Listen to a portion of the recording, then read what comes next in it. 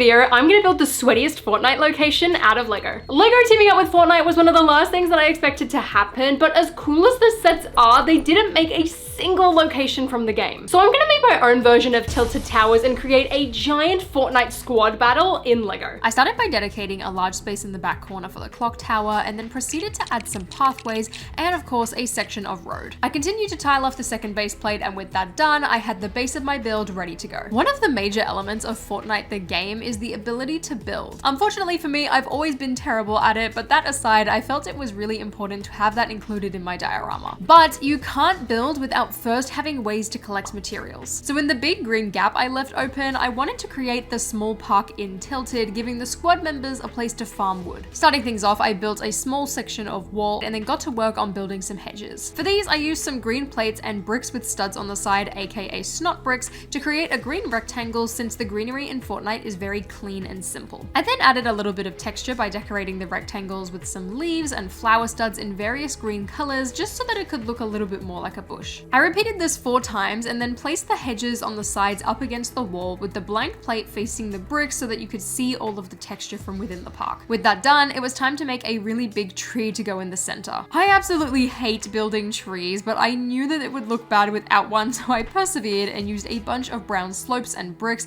to create some sort of trunk, and then just finished it off by adding a ton of green leaves. Now that the tree was done, all I needed to do was add a few more finishing touches, so I added some small grass builds using these fern pieces, and then the wood section was done. Next up was to add some stone. Since Tilted Towers is a mini city and I'd only really planned for one proper building, I created a wall to represent another one. For the base, I used some earthy tone pieces to act as bricks, and then further up, I changed to a simple light bluish gray color scheme to match what I planned to use for the clock tower. I added some simple details in with these window pieces, as well as these little grate plates that I found, and stacked them on top of one another in order to represent a ladder. I tiled off the top and then attached the wall to some of the studs I left open on the base, and now the squads can farm some stone too. The last material I needed to represent was metal. When playing Fortnite, my favorite way to get metal is by knocking down some of those metal grates and lampposts. However, I only had white lampposts in my pieces collection, so I ended up using them as a starting point. I expanded upon them with some bar pieces and plates to represent the light fixtures, and then added them into the road. I also built a couple of street signs, and altogether it really livens up the road area and completes the list of materials. Now that I decorated majority of the space, it was time to build the main structure for this model,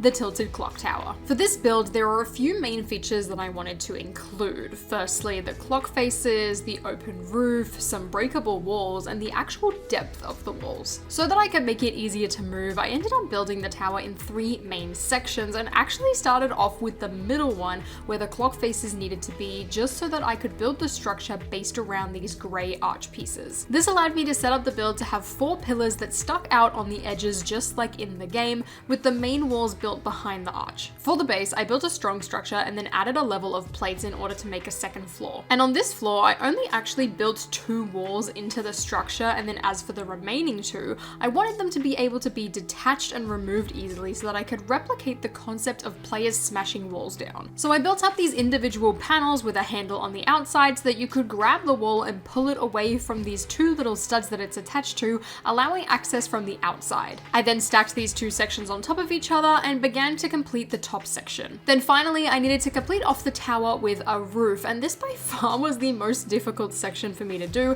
as I didn't actually have that many plates in my collection in order to make it look super clean. I managed to scavenge together a couple of parts, and using some hinges was able to get something together. The 4 different sections could then hinge in, creating this sort of pyramid shape. However, there are a couple of big gaps at the bottom that I'm not totally proud of, but it works enough. With the main tower now finished, it's time to build some chests so that the squads can get some loot. In Fortnite, there are 2 main chests you can find, the standard brown one, which are relatively common, and the shiny blue ones that will give you better items. To make the chests, I decided to use these curved slope pieces in order to get that shape at the top of the chest. I used a black version of this brick on the outsides of the chest build in order to match the metal details throughout the actual model in-game, and then built the rest out with basic bricks. I added a round plate to the front in order to represent the lock, and then rounded it off with some studs for feet. me. Once I'd completed this one, I then copied the design in grey and blue this time around in order to create a version of the rare chest. This is the one that I put next to the tree in the park, and then the standard one is actually hidden inside of the tower behind those removable walls. And now that I've got chests, it's time to create some loot, starting off with some of the most important ones, meds. First up, I created the most simple one, which was some bandages that I made using a mix of red and white studs before moving on to a med kit. For the med kit, I ended up using a 2x3 plate and then decorated it with red and white with a white stud on the top in order to represent the medical cross. For faster healing, I also decided to make a small medi mist, and then of course I needed to create a mini shield too so that you could get maximum health. Next up was to get some weapons. I grabbed a couple of simple LEGO Star Wars blasters and rifles, and whilst it works, I really wanted to try and build my own too to make things a little bit more interesting. I started off by building this flash gun, which the design I actually got from the LEGO Fortnite game mode. And then lastly, I really wanted to try and attempt to make the classic rocket launcher. I put one together using a variety of cone and tap pieces, and then even created a little stick of ammo being just a regular LEGO flick-fire missile. But in order to protect the players in battle from this rocket launcher, it was time to make some builds. I started off by creating a simple wall design, which I built out of a few plates and another snot brick at the bottom so that it could stand up on its own. But since this was meant to represent wood, I feel like I needed to add something in order to get that across a little bit better, so I added a few tiles that I attached via studs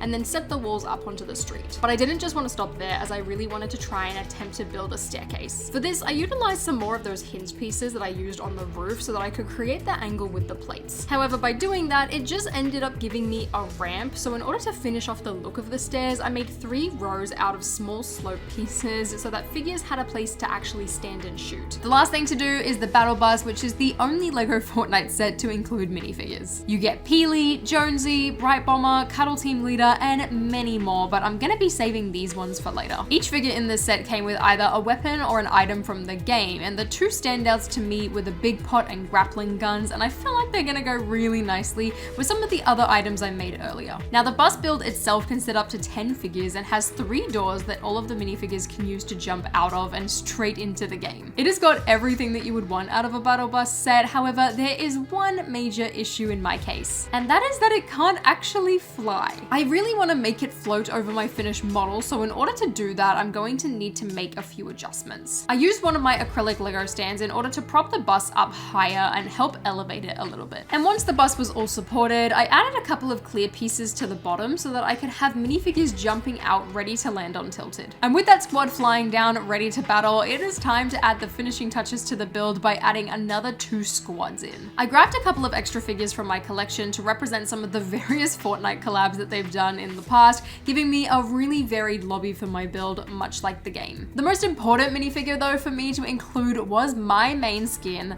Padme. Let me know what yours is in the comments below. With the squads ready to go, I then kitted them out with some various pickaxes based on ones that I had in my own item locker, and then gave the rest of them some fresh loot. Then to pose them, I grabbed a couple of these clear superhero stand pieces so that the figures could be posed in action, either running or jumping. And with the Battle Bus all done, it's time to thank the bus driver and check out the finished build. I'm super impressed with my final Tilted Towers build, and the minifigures and accessories, I really feel like bring it to life. I'm glad I was able to add a play feature thanks to the removable walls, as it really makes this build feel more like the game. If you like this video, consider subscribing, and until next time, I'll see you later.